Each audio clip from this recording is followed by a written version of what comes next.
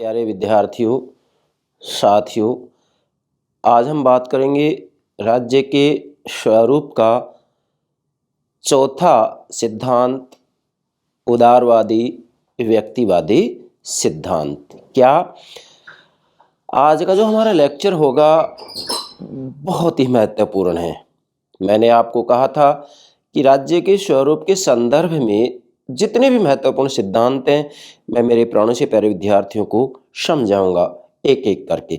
तो आज हम राज्य के स्वरूप का चौथा सिद्धांत ले रहे हैं जिसका नाम है उदारवादी व्यक्तिवादी सिद्धांत या परिप्रेक्ष्य। जैसा कि मैंने आपको कहा था कि राज्य की प्रकृति के बारे में जो विभिन्न विचार दिए गए हैं उनको परिप्रेक्ष्य की संज्ञा भी दी जाती है। तो आज हम राज्य के स्वरूप का चौथा सिद्धांत या परिप्रेक्ष्य ले रहे हैं, उदारवादी व्यक्तिवादी परिप्रेक्ष्य। प्राणों से प्यारे विद्यार्थियों, ये लेक्चर इतना महत्वपूर्ण है कि इसको समझना राजनीति विज्ञान के विद्यार्थियों के लिए निहायत जरूरी है। परंतु मैं आपको लगभग 2-3 बार ये बात बोल चुका हूं 500 लेक्चर में, आज पुनः बोल रहा हूं मैं कि हम सबसे पहले ध्यान देंगे कि चाहे कोई भी लेक्चर हो, कोई भी टॉपिक हो, मैं व्यवस्थित रूप में समझाने का प्रयास करता हूं। तो यदि आप मान लीजिएगा राजनीति विज्ञान के विद्यार्थी हैं तो इसको गहराई से, गंभीरता से समझने का प्रयास कीजिएगा। मैं औपचारिकता के लिए, दिखावे के लिए, केवल वाहवाही के लिए लेक्चर अपलोड नहीं करता हूं। मैं राजनीति विज्ञान की चीर फाड़ कर करके उसके अंतःस्थल में जाकर, उसकी गहराई में जाकर राजनीति विज्ञान को समझाने का प्रयास करता हूं। तो प्राणों से प्यारे विद्यार्थियों ध्यान दें, क्या उदारवादी व्यक्तिवादी परिप्रेक्ष्य।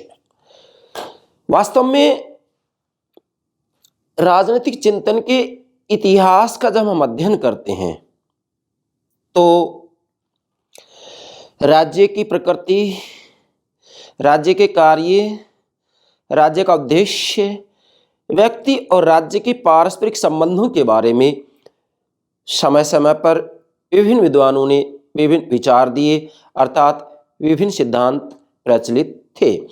इसी के साथ में जो ये सिद्धांत हैं, इन सिद्धांतों के बारे में कहा जाता है कि राज्य की प्रकृति के बारे में जो विभिन्न सिद्धांत दिए गए हैं इनको विविध परिप्रेक्ष्य की संज्ञा भी दी जाती है। मतलब यहाँ मूल बात हमें ये देखनी है कि भाई राज्य की प्रकृति के बारे में क्या कहा गया है, राज्य के कार्य, उद्देश्य, लक्ष्य के बारे में क्या कहा गया है, व्यक्ति और राज्य का क्या संबंध होगा, इसके ऊपर विभिन्न सिद्धांत मौजूद हैं जिसमें से आज हम चौथे सिद्धांत की चर्चा कर रहे हैं, क्या उदारवादी व्यक्तिवादी परिप्रेक्ष्य। अब उदारवादी व्यक्तिवादी परिप्रेक्ष्य की बात करते हैं तो सीधी सी बात यहाँ सबसे पहले तो आपको ये समझना है कि वास्तविक रूप में उदारवाद का केंद्र बिंदु क्या होता है और व्यक्तिवाद का केंद्र बिंदु क्या होता है।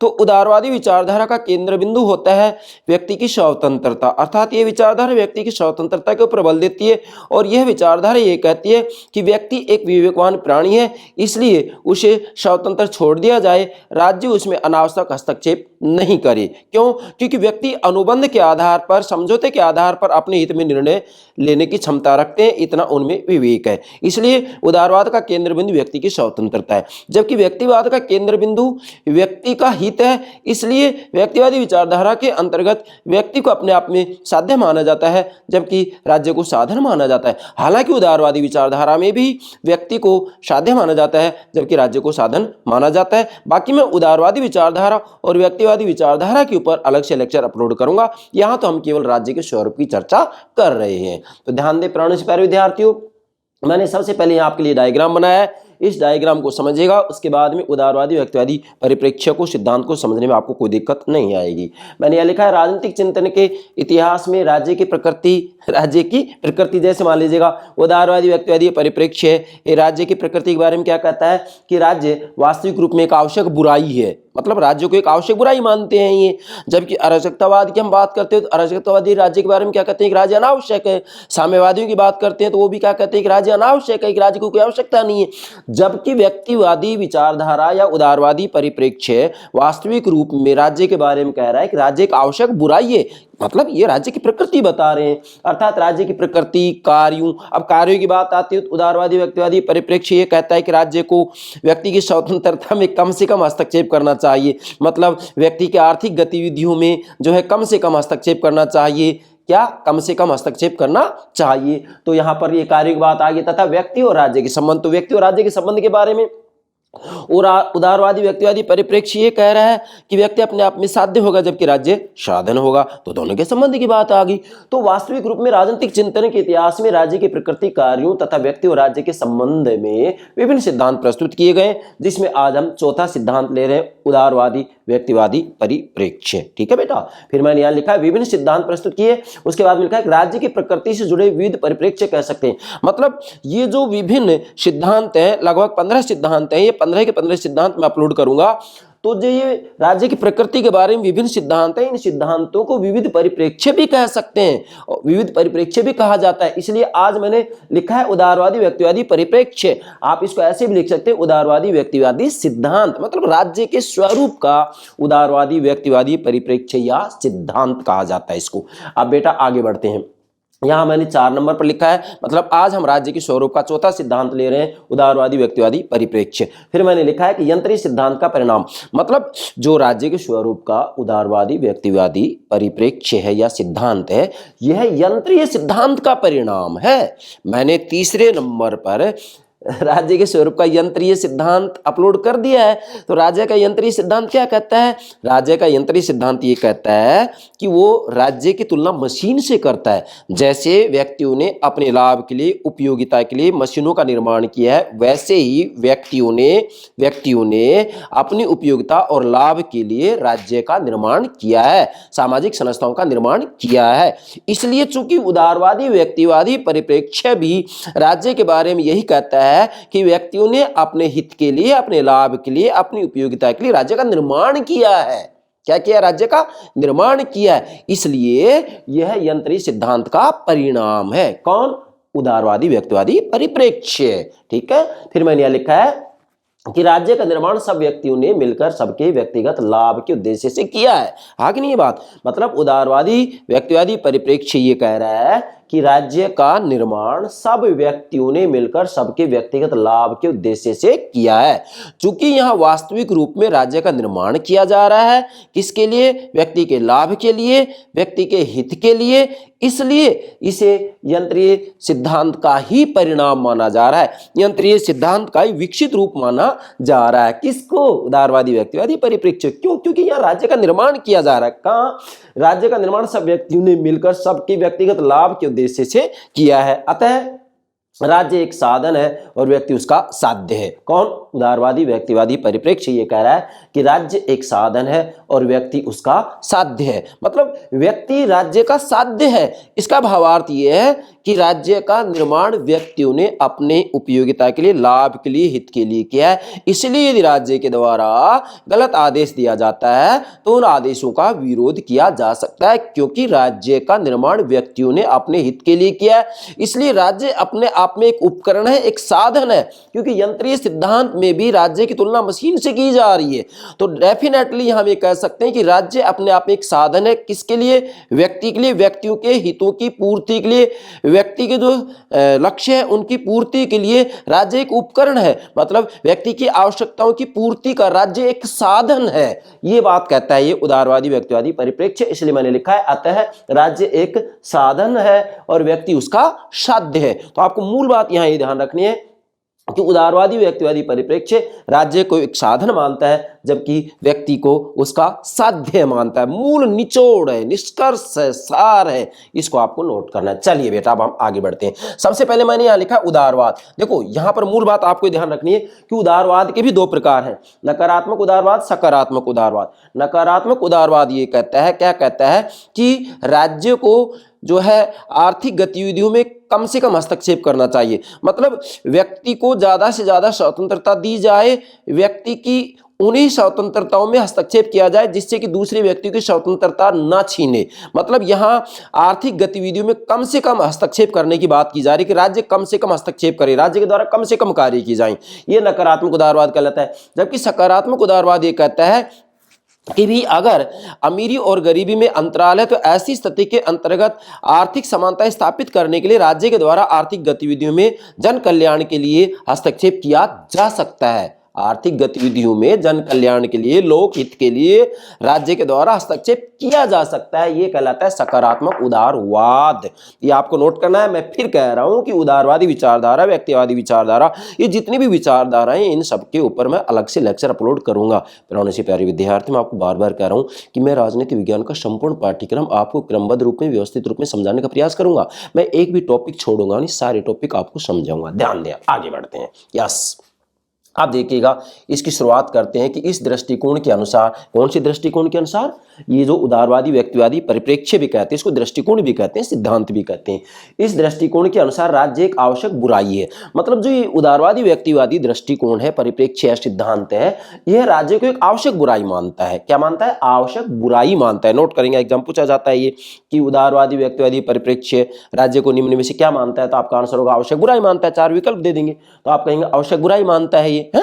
अराजकतावाद की बात आई तो राज्य को अनावश्यक मानते हैं। साम्यवादियों की बात आई, साम्यवाद की बात आती है तो वो भी राज्य को अनावश्यक मानते हैं कि राज्य की कोई आवश्यकता नहीं है। वो कहते हैं कि राज्य, जैसा कि कार्ल मार्क्स कह रहे हैं कि राज्य को अंततोगत्वा समाप्त होना है, या अंततोगत्वा राज्य लुप्त प्राय हो जाएंगे, समाप्त हो जाएंगे। अराजकतावादी भी कहते हैं कि राज्य की कोई आवश्यकता नहीं है। मतलब यहां तक कहते हैं अराजकतावादी तो कि व्यक्ति को वास्तविक रूप में राज्य की, संपत्ति की, धर्म की कोई आवश्यकता नहीं है। कौन कह रहे हैं? अराजकतावादी। तो यहां पर ये कह रहे हैं कि राज्य एक आवश्यक बुराई है। आवश्यक बुराई का मतलब क्या है? कि राज्य आवश्यक भी है और बुराई भी है। आवश्यक तो किस लिए? कि व्यक्ति के जीवन और संपत्ति की सुरक्षा के लिए राज्य अति आवश्यक है। क्यों? क्योंकि यदि राज्य नहीं होगा तो ऐसी स्थिति में जो सबल व्यक्ति हैं वो निर्बल व्यक्तियों को नहीं जीने देंगे, उनके जीवन को समाप्त कर देंगे, उनकी संपत्ति को हड़पने लग जाएंगे। तो ऐसी स्थिति में व्यक्ति के जीवन और संपत्ति की सुरक्षा के लिए राज्य आवश्यक है। लेकिन चूंकि राज्य के द्वारा हिंसा की जाती है, इसलिए यह है बुराई भी है। क्यों? क्योंकि वास्तविक रूप में यहाँ राज्य के द्वारा व्यक्तियों की स्वतंत्रता के अंतर्गत जो है किसी न किसी रूप में उनके ऊपर प्रतिबंध लगाएगा ये। मतलब मैं ये कहूंगा कि राज्य के द्वारा कानून बनाए जाएंगे, कानून बनाए जाएंगे तो इससे कुछ लोगों की स्वतंत्रता का हनन होगा, स्वतंत्रता के ऊपर प्रतिबंध लगाया जाएगा, तो इसलिए इसको बुराई कहा जा रहा है। मतलब व्यक्ति के जीवन और संपत्ति की सुरक्षा के लिए राज्य आवश्यक है, लेकिन चूंकि राज्य कानून बना करके और व्यक्तियों की कुछ स्वतंत्रताओं का जो है हनन भी करता है, या मैं ये कहूँ कि वास्तविक रूप में जो कानूनों का उल्लंघन करने वाले होते हैं उनको दंड भी दिया जाता है, तो राज्य हिंसा का प्रयोग भी करता है, इसलिए यह बुराई भी है। इसलिए इसको क्या कहा है कि राज्य एक आवश्यक बुराई है। किसने कहा है? उदारवादी व्यक्तिवादी परिप्रेक्ष्य। तो आपके नोट करना बहुत महत्वपूर्ण बात है। इसके बाद में अगली बात आती है, इसके अनुसार, मतलब उदारवादी व्यक्तिवादी परिप्रेक्ष्य के अनुसार मनुष्य एक विवेकशील प्राणी है। अब ध्यान देंगे, मतलब ये उदारवादी व्यक्तिवादी परिप्रेक्ष्य ये कह रहा है कि मनुष्य एक विवेकशील प्राणी, एक बुद्धिमान प्राणी, एक तर्कशील प्राणी है।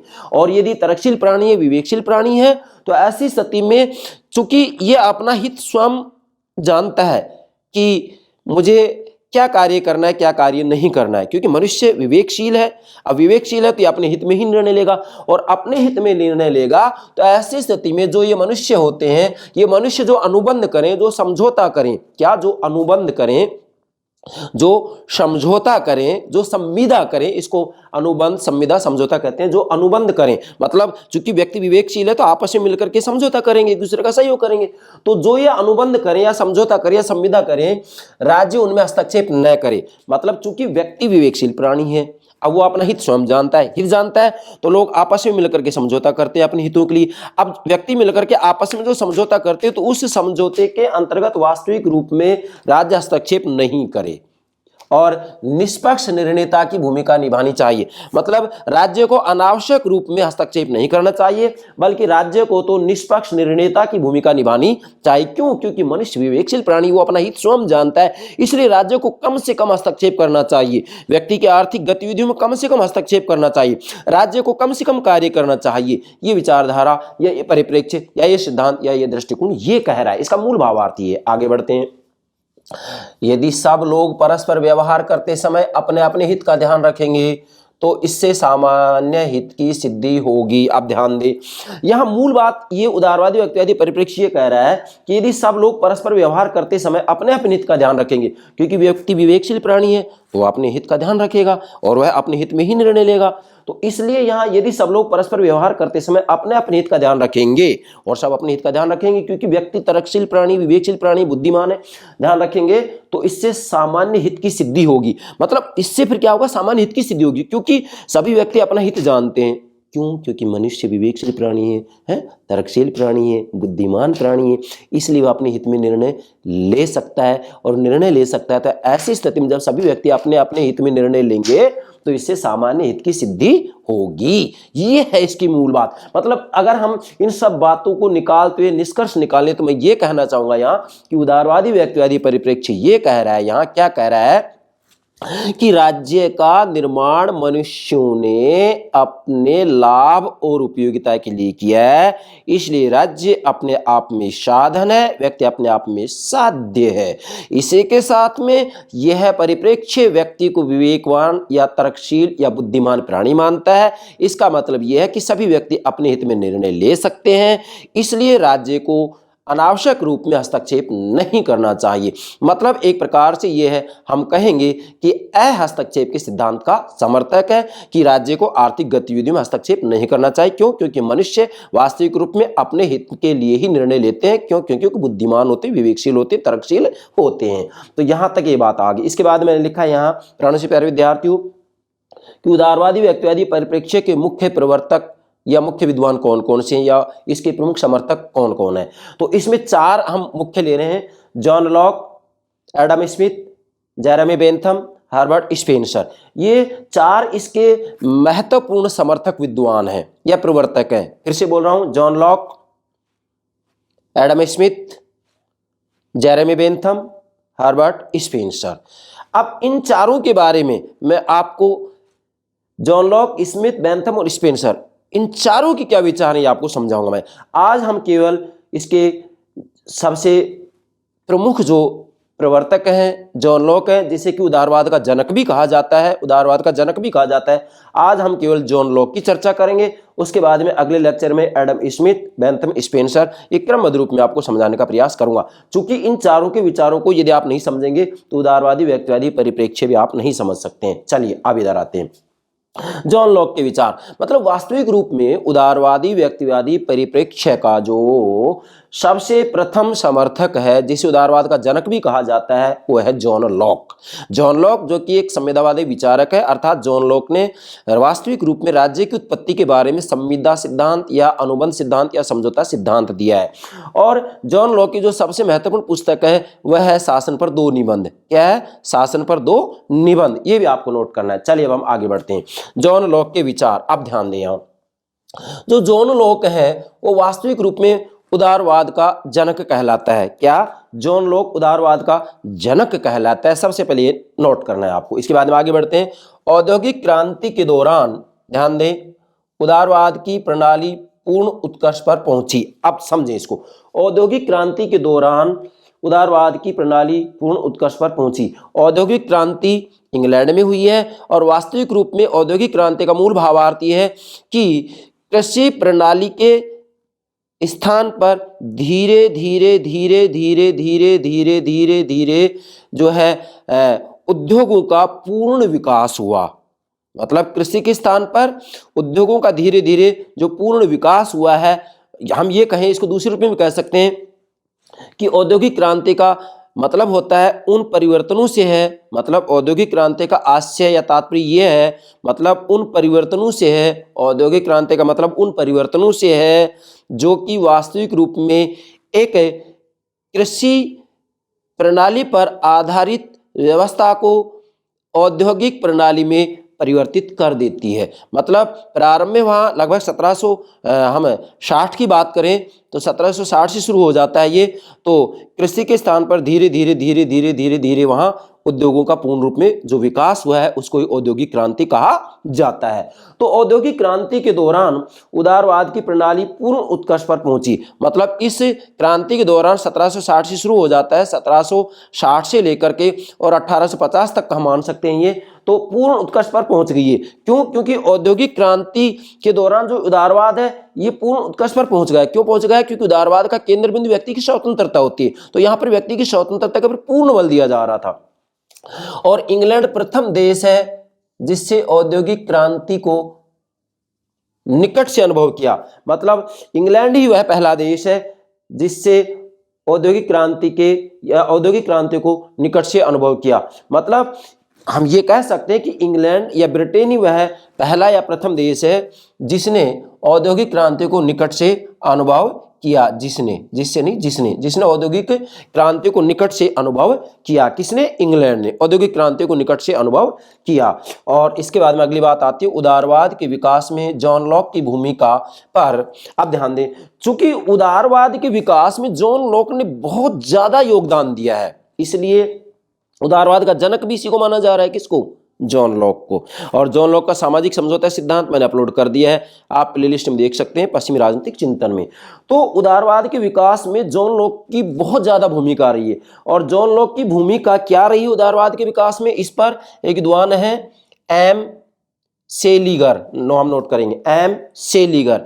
एम सेलिगर ने अपनी एक पुस्तक लिखी है the liberal politics of John Locke. मतलब जॉन लॉक का या जॉन लॉक की उदारवादी राजनीति, जॉन लॉक की उदारवादी राजनीति, ये पुस्तक लिखी इन्होंने। इस पुस्तक के अंतर्गत इन्होंने वास्तविक रूप में उदारवाद के विकास में जॉन लॉक की क्या भूमिका रही है इसके बारे में लिखा है। ठीक है, तो यहां मैंने लिखा है, क्या लिखा है?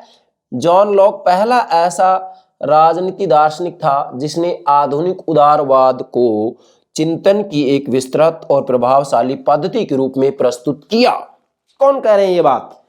एम सेलिगर कह रहे हैं। तो इसका मतलब ये हो गया कि इन्होंने अपनी इस पुस्तक के अंतर्गत स्पष्ट रूप में कह दिया है कि जॉन लॉक पहला ऐसा राजनीति दार्शनिक था जिसने आधुनिक उदारवाद को चिंतन की एक विस्तृत और प्रभावशाली पद्धति के रूप में प्रस्तुत किया। इसी के साथ में एक विद्वान और है सीबी मैकफर्सन।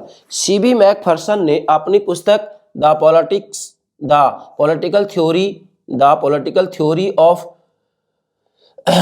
पॉजेसिव इंडिविजुअलिज्म, फिर से बोल रहा हूं, the political theory of possessive individualism.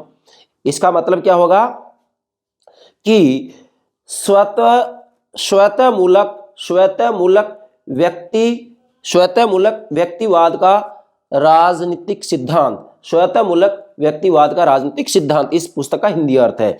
इस पुस्तक में मैकफर्सन ने जॉन लॉक वास्तव में अंग्रेजी उदारवाद का मूल स्रोत था ये कहा है। मतलब यहां सीबी मैकफर्सन ने अपनी पुस्तक the political theory of possessive individualism में कहा, क्या कहा? कि जॉन लॉक वास्तव में अंग्रेजी उदारवाद का मूल स्रोत था। किसने की ये बात? सीबी मैकफर्सन ने। तो इसका मतलब उदारवाद के विकास में जॉन लॉक का सबसे महत्वपूर्ण योगदान रहा है, सबसे महत्वपूर्ण भूमिका रही है। इन दोनों विद्वानों की जो ये पुस्तकें हैं, इनसे ऐसा स्पष्ट रूप में हमें महसूस हो रहा है कि वास्तव में उदारवाद में सबसे ज्यादा जो योगदान दिया है वह जॉन लॉक ने ही दिया है। और आज पूरी दुनिया में उदारवादी विचारधारा की ही जीत हुई है। यस।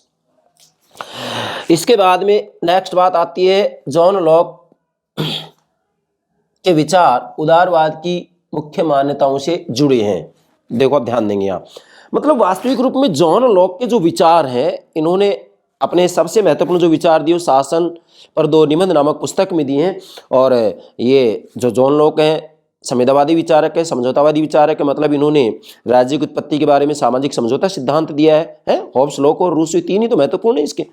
तो जॉन लॉक के विचार उदारवाद की मुख्य मान्यताओं से जुड़ी हैं। मतलब यह वास्तविक रूप में जॉन लॉक ने जो विचार दिए हैं वो उदारवाद की जो मुख्य मान्यताएं हैं उनसे जुड़े हुए हैं। मतलब उदारवाद की जो मुख्य मान्यताएं हैं उन मान्यताओं की तरह ही या उन मान्यताओं के समान ही जॉन लॉक ने अपने विचार दिए हैं। तो यहाँ जॉन लॉक के विचार उदारवाद की मुख्य मान्यताओं से जुड़े हैं, इसलिए इसे उदारवाद का जनक कहा जाता है। अब ये मुख्य मान्यताएं कौन कौन सी हैं? जैसे यहाँ मैंने 7 मान्यताएं लिखी हैं। इन 7 मान्यताओं से स्पष्ट हो जाता है कि वास्तविक रूप में उदारवाद का जनक जॉन लॉक ही कहलाता है। कैसे? नंबर 1, वह मनुष्य को तर्कशील या विवेकशील प्राणी मानता था। मतलब उदारवादी विचारधारा मनुष्य को एक तर्कशील और विवेकशील प्राणी मानती है, तो जॉन लॉक भी मनुष्य को तर्कशील या विवेकशील प्राणी मानता था, इसलिए पहली मान्यता का समर्थन कर रहा है। दूसरा, इतिहास के बजाय मनुष्य की तर्क बुद्धि के या तर्क बुद्धि को सारे चिंतन का आधार मानता था। मतलब जो जॉन लॉक है वह इतिहास के बजाय मनुष्य की तर्क बुद्धि को सारे चिंतन का आधार मानता था। मतलब मनुष्य के विवेक को, तर्क बुद्धि को सारे चिंतन का आधार मानता था। किसके बजाय? इतिहास के बजाय। इतिहास के प्राधान्य नहीं दे रहे हैं, इतिहास के बजाय मनुष्य की तर्क बुद्धि को सारे चिंतन का आधार मानता था। तो वास्तविक रूप में जॉन लॉक ये बात कह रहे हैं तो उदारवादी विचारधारा भी तो यही कहती है। क्या कहती है? कि मनुष्य विवेकशील प्राणी है, इसलिए अपने हित में निर्णय ले सकता है। तो यहाँ पर दूसरी मान्यता को भी स्वीकार करा। तीसरा है, वह व्यक्ति के प्राकृतिक अधिकारों पर बल देता था। मतलब वास्तविक रूप में उदारवादी विचारधारा का कहना यह है कि व्यक्ति को जन्म के साथ कुछ अधिकार मिल जाते हैं। तो जॉन लॉक ने भी व्यक्ति के 3 प्राकृतिक अधिकारों का समर्थन किया है: जीवन का अधिकार, स्वतंत्रता का अधिकार, संपत्ति का अधिकार। नोट करें, वह अर्थात जॉन लॉक व्यक्ति के प्राकृतिक अधिकारों पर बल देता था। मतलब जॉन लॉक ने भी व्यक्ति के प्राकृतिक अधिकारों पर बल दिया। और जॉन लॉक की वह प्रथम या महत्वपूर्ण विचारक है जिसने ये कहा है कि प्रत्येक व्यक्ति को या बच्चे को जन्म के साथ 3 प्राकृतिक अधिकार मिल जाते हैं: जीवन का अधिकार, स्वतंत्रता का अधिकार, संपत्ति का अधिकार। 3 मैंने यानी का 3 प्राकृतिक अधिकार जन्म के साथ मिल जाते हैं। कौन कौन सा? जीवन का अधिकार, स्वतंत्रता का अधिकार, संपत्ति का अधिकार। फिर से बोल रहा हूं, जीवन का अधिकार, स्वतंत्रता का अधिकार, संपत्ति का अधिकार। जॉन लॉक का कहना है कि बच्चे को जन्म के साथ 3 अधिकार मिल जाते हैं, और जन्म के साथ 3 अधिकार मिल जाते हैं तो इनको स्वयं राज्य के द्वारा भी, सरकार के द्वारा भी छीना नहीं जा सकता, क्योंकि इन 3 अधिकारों की सुरक्षा के लिए ही समझौता किया गया है और समझौते के परिणाम स्वरूप राज्य की स्थापना हुई है, राज्य का निर्माण हुआ है। इसलिए राज्य के द्वारा, सरकार के द्वारा किसी भी रूप में इन 3 प्राकृतिक अधिकारों को नहीं छीना जा सकता: जीवन का अधिकार, स्वतंत्रता का अधिकार, संपत्ति का अधिकार। मैं दावे के साथ कह रहा हूं कि आज पूरी दुनिया में, मतलब हम ये कहें कि आधुनिक समय में दुनिया का पहला जो लिखित संविधान है वह अमेरिका का है। 4 मार्च 1789 ईस्वी को लागू किया गया। तो 4 मार्च 1789 ईस्वी के बाद पूरी दुनिया में जितने भी संविधान बने, उन सभी संविधानों के ऊपर वास्तविक रूप में जॉन लॉक के विचारों का प्रभाव पड़ा है। अर्थात किसी भी देश के संविधान के अंतर्गत यदि अधिकारों का उल्लेख किया गया है तो किसी न किसी रूप में जॉन लॉक से प्रभावित हुआ है। यस, आगे बढ़ते हैं। यहां तक क्लियर होगा बेटा? अब यह है चौथी मान्यता है, निजी संपत्ति को व्यक्ति के अधिकारों का सबसे महत्वपूर्ण अंग मानता था। मतलब जॉन लॉक निजी संपत्ति को व्यक्ति के अधिकारों का सबसे महत्वपूर्ण अंग मानता है। जॉन लॉक निजी संपत्ति के अंतर्गत ही, वास्तविक रूप में जब निजी संपत्ति का व्यापक अर्थ बताता है तो निजी संपत्ति के अंतर्गत ही ये 3 प्राकृतिक अधिकार समाहित हो जाते हैं। कौन कौन सा? जीवन का अधिकार, स्वतंत्रता का अधिकार। ये दोनों निजी संपत्ति में समाहित हो जाते हैं। इसलिए निजी संपत्ति को व्यक्ति के अधिकारों का सबसे महत्वपूर्ण अंग मानता था। कौन? John Locke. और उदारवाद भी जो है निजी संपत्ति के ऊपर बल देता है। चलिए, 5वां मान्यता है अनुबंध, मतलब समझौता, संविदा। अनुबंध को राजनीतिक सत्ता का न्यायिक आधार मानता था। अब ध्यान दें बेटा, यहाँ जॉन लॉक अनुबंध को या समझौते को या संविदा को राजनीतिक सत्ता का न्यायिक आधार मानता था। मतलब यहाँ जो पॉलिटिकल अथॉरिटी है, राजनीतिक सत्ता है, राजनीतिक सत्ता का आधार ये अनुबंध को मानता था, समझौते को मानता था। तो डेफिनेटली उदारवादी व्यक्तिवादी विचारधारा भी जो है राजनीतिक सत्ता का न्यायिक आधार समझौते को ही मानता है। तो ये मान्यता भी स्वीकार कर रहा है। ये 6ठी मान्यता है, वह मतलब जॉन लॉक नागरिक समाज को ऐसा कृत्रिम उपकरण मानता था जो मनुष्यों की सुविधा के लिए बनाया गया। अब ध्यान दें, वह मतलब जॉन लॉक नागरिक समाज को, सिविल सोसाइटी को ऐसा कृत्रिम उपकरण मानता था। कृत्रिम, प्राकृतिक नहीं, कृत्रिम उपकरण मानता था जो मनुष्य की सुविधा के लिए बनाया गया है। मतलब ये राज्य को वास्तविक रूप में एक प्रकार से उपकरण मानता है, साधन मानता है जो मनुष्य ने अपनी सुविधा के लिए बनाया है। जॉन लॉक कह रहे हैं ये बात, ठीक है। तो उदारवाद भी इस बात को स्वीकार करता है।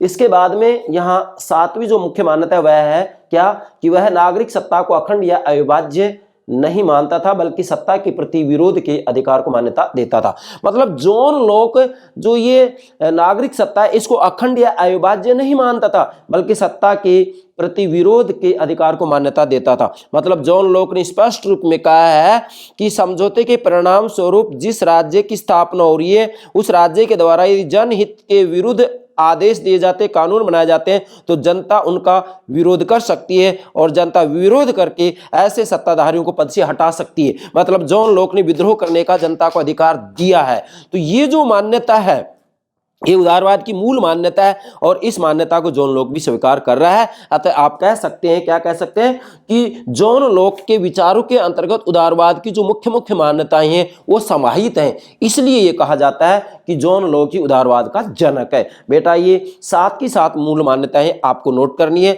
बाकी मैं उदारवाद के ऊपर अलग से भी लेक्चर अपलोड करूंगा जब मैं आपको राजनीतिक विचारधाराएं समझाऊंगा। राजनीतिक विचारधाराओं के अंतर्गत जितनी भी विचारधाराएं हैं वो सारी मैं अपलोड करूंगा। हालांकि अभी तक मैंने 5 या 6 विचारधाराएं तो अपलोड कर दी हैं, पर इसमें जितनी भी विचारधाराएं शेष रह रही हैं वो सारी मैं आपको समझाऊंगा। चलिए अब आगे बढ़ते हैं।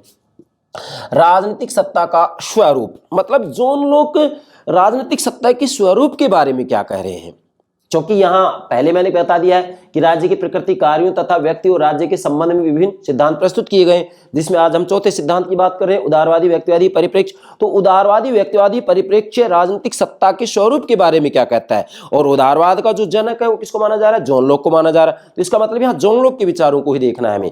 राजनीतिक सत्ता के स्वरूप के बारे में जॉन लॉक ने अपनी पुस्तक, जॉन लॉक की कृति मतलब अपनी पुस्तक टू ट्रीटीजेस ऑफ सिविल गवर्नमेंट, ध्यान दें, टू ट्रीटीजेस ऑफ सिविल गवर्नमेंट मतलब शासन पर 2 निबंध, क्या, शासन पर 2 निबंध, या सिविल गवर्नमेंट मतलब नागरिक शासन पर 2 निबंध, नागरिक शासन पर 2 निबंध, इसका हिंदी अर्थ है। ये 1689 में लिखी है। इसके अंतर्गत जॉन लॉक ने क्या कहा है कि इन्होंने राज्य की दैवीय उत्पत्ति के सिद्धांत का खंडन किया। मतलब जॉन लॉक ने राज्य की जो दैवीय उत्पत्ति का सिद्धांत उसका खंडन कर दिया। राज्य की दैवीय उत्पत्ति का सिद्धांत का मतलब क्या होता है, इसका मतलब ये होता है कि यहाँ पर वास्तविक रूप में जो राजा होता है उस राजा को सीधा ही ईश्वर के द्वारा सत्ता सौंपी जाती है। मतलब जो राजा होता है वह ईश्वर का प्रतिनिधि होता है, इसलिए राजा के द्वारा जो भी आदेश दिया जाए जनता उनका पालन करे। जनता किसी भी रूप में राजा के आदेशों का विरोध नहीं कर सकती। राजा के आदेश का विरोध का मतलब होगा कि ईश्वर का विरोध करना। इसलिए दैवीय उत्पत्ति का जो सिद्धांत है वह वास्तविक रूप में शासक की निरंकुशता के ऊपर बल देता है। जैसा कि दैवीय उत्पत्ति का सिद्धांत ये कहता है कि राजा भले ही बच्चा क्यों ना हो लेकिन उसके आदेशों का पालन करना चाहिए, उसके आदेशों का उल्लंघन नहीं किया जाना चाहिए। लेकिन यह डेफिनेटली जॉन लॉक राज्य की दैवीय उत्पत्ति के सिद्धांत का खंडन कर रहा है, स्पष्ट रूप में खंडन कर दिया। और खंडन किया है जैसे कि जिसे रॉबर्ट फिल्मर 1588-1653 जैसे विचारकों ने प्रस्तुत किया था। मतलब जो ये राज्य की दैवीय उत्पत्ति का सिद्धांत है इसे रॉबर्ट फिल्मर ने विशेषकर प्रस्तुत किया है। किसे, राज्य की दैवीय उत्पत्ति का सिद्धांत किसने दिया है, रॉबर्ट फिल्मर ने, विशेषकर रॉबर्ट फिल्मर ने यह सिद्धांत दिया। मैंने लिखा है रॉबर्ट फिल्मर जैसे विचारकों ने प्रस्तुत किया था। लेकिन इसके विपरीत, मतलब इस दैवीय उत्पत्ति के सिद्धांत के विपरीत या फिल्मर के विपरीत जॉन लॉक ने तर्क दिया कि सरकारी सत्ता का स्वरूप एक न्यास ट्रस्ट, एक न्यास या धरोहर के तुल्य है, एक न्यास या धरोहर के तुल्य है। मतलब ये जो सत्ता है वो एक न्यास है, एक ट्रस्ट है। इसलिए यदि इसके द्वारा जनहित में कार्य नहीं किया जाता है, जनता के विरुद्ध कोई आदेश दिया जाता है, तो ऐसी स्थिति में उसका विरोध किया जा सकता है। क्योंकि ये तो एक ट्रस्ट है, ये तो एक धरोहर है, ये तो एक साधन है, ये तो एक उपकरण है, ये तो मनुष्य की आवश्यकताओं की पूर्ति का एक साधन है। कौन, राज्य शासन। इसलिए व्यक्तियों के हित में यदि आदेश नहीं दिया जाता है तो जनता को विरोध करने का अधिकार है। जबकि दैवीय उत्पत्ति के सिद्धांत में बात स्वीकार नहीं की जाती है, क्योंकि दैवीय उत्पत्ति के अंतर्गत राजा को जो शक्ति प्राप्त हो रही है सीधा ईश्वर से प्राप्त हो रही है, इसलिए जनता उसका विरोध नहीं कर सकती है। जबकि जॉन लॉक कह रहे हैं अपने सिद्धांत के अंतर्गत, जिन्होंने कि अपना सामाजिक समझौता सिद्धांत दिया है, उसमें कह रहे हैं कि यदि राज्य के द्वारा, सरकार के द्वारा जनहित में कानून नहीं बनाया जाता है तो जनता उसका विरोध कर सकती है, जनता ऐसे शासकों को पद से हटा सकती है। इसलिए जॉन लॉक जो राजनीतिक सत्ता की बात करें, जॉन लॉक की राजनीतिक सत्ता का जो स्वरूप होगा वो सीमित होगा। यहां राजनीतिक सत्ता का स्वरूप कैसा होगा, सीमित होगा। जबकि दैवीय उत्पत्ति के सिद्धांत में राजनीतिक सत्ता का स्वरूप क्या होगा, असीमित होगा। मतलब उसके ऊपर कोई मर्यादा नहीं होगी, कोई सीमा नहीं होगी। जबकि जॉन लॉक का जो शासक उसके ऊपर सीमाएं हैं, मर्यादाएं, इसलिए जॉन लॉक का शासक सीमित है।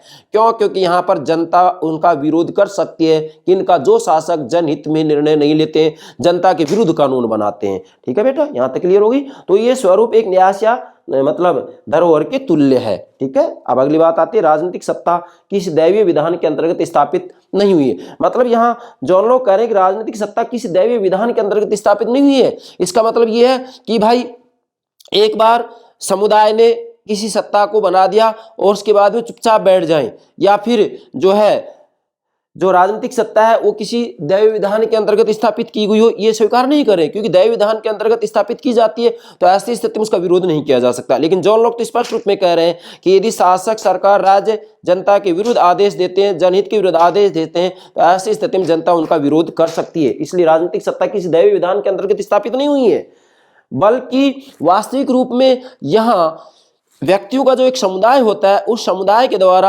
आपस में अनुबंध के आधार पर, समझौते के आधार पर, क्या समझौते के आधार पर राजनीतिक सत्ता की स्थापना की गई है। और राजनीतिक सत्ता की स्थापना करने के बाद में जो समुदाय होता है, जो जन समुदाय होता है, वो ऐसा नहीं कि एक बार स्थापना कर दे और उसके बाद में वो शांत बैठ जाए, ध्यान नहीं रखे, नहीं नहीं नहीं नहीं, वास्तव में समुदाय के द्वारा राजनीतिक सत्ता की स्थापना करने के बाद में भी उसकी निगरानी की जाती है। जैसा कि जो लोग कह रहे हैं कि समुदाय ऐसा गृह स्वामी है, जन समुदाय, मनुष्य ने जो राजनीतिक सत्ता का निर्माण किया है, राज्य का निर्माण किया है अनुबंध के आधार पर, समझौते के आधार पर, चूंकि राज्य की उत्पत्ति का सामाजिक समझौता सिद्धांत ही तो दे रहे हैं जॉन लॉक। तो जॉन लॉक कह रहे हैं कि समुदाय ऐसा गृह स्वामी है, मतलब मनुष्य का जो समुदाय है, समुदाय ऐसा गृह स्वामी है जो घर की रखवाली के लिए पहरेदार रखता है। मतलब घर की रखवाली के लिए पहरेदार तो रखता है, अर्थात इसका मतलब यह है कि मनुष्यों ने मिलकर के राज्य का निर्माण तो किया है, राज्य का निर्माण तो किया है, लेकिन जो घर की रखवाली के लिए पहरेदार रखता है, फिर वह स्वयं जाग जाग कर ये देखता रहता है कि कहीं वह पहरेदार सो तो नहीं गया है। मतलब यह राज्य का निर्माण मनुष्य ने तो किया है, लेकिन निर्माण करने के बाद में ऐसा नहीं है कि मनुष्य अब एक तरफ हो जाएंगे, उदासीन हो जाएंगे, नहीं नहीं नहीं, वो समय समय पर ये निगरानी करेंगे कि राज्य के द्वारा कहीं गलत आदेश तो नहीं दिए जा रहे हैं, कहीं जनहित के विरुद्ध कार्य तो नहीं किया जा रहा है। इसलिए पुनः दोहरा रहा हूं, समुदाय ऐसा गृह स्वामी है, समुदाय ऐसा गृह स्वामी है। मतलब जैसे जो घर का मालिक होता है वो घर की पहरेदारी जाग जाग करके करता है। ऐसा नहीं है कि भाई घर का जो मुखिया होता है वो आराम से शांति से सोता रहे, घर की तरफ ध्यान ही नहीं दे, नहीं, उसे समय समय पर पूरी निगरानी रखनी पड़ती है। तो इसी तरीके से समुदाय ऐसा गृह स्वामी है जो घर की रखवाली के लिए पहरेदार रखता है, मतलब राज्य का निर्माण तो करता है, लेकिन फिर वह स्वयं जाग जाग कर ही देखता रहता है कि कहीं वह पहरेदार सो तो नहीं गया है। मतलब राज्य कहीं ऐसा तो नहीं है कि जो सत्ता का दुरुपयोग तो नहीं कर रहा है, अगर दुरुपयोग कर रहा है तो उनको पद से हटाया जा सकता है। ठीक है, इसके बाद में अंत में 3 महत्वपूर्ण बातें हैं यहाँ, क्या कि जॉन लॉक राजनीतिक सत्ता की उत्पत्ति नागरिक समाज से होती है। मतलब जॉन लॉक का कहना है कि राजनीतिक सत्ता की उत्पत्ति नागरिक समाज से होती है, क्योंकि मनुष्यों ने वास्तविक रूप में समझौते के आधार पर राजनीतिक सत्ता का निर्माण किया है, एक बात। दूसरा, मनुष्य की स्वतंत्रता को कायम रखना राज्य का कर्तव्य है। मतलब जॉन लॉक का कहना है कि मनुष्य की स्वतंत्रता को कायम रखना, बरकरार रखना, स्थापित रखना, बनाए रखना राज्य का मुख्य कर्तव्य है।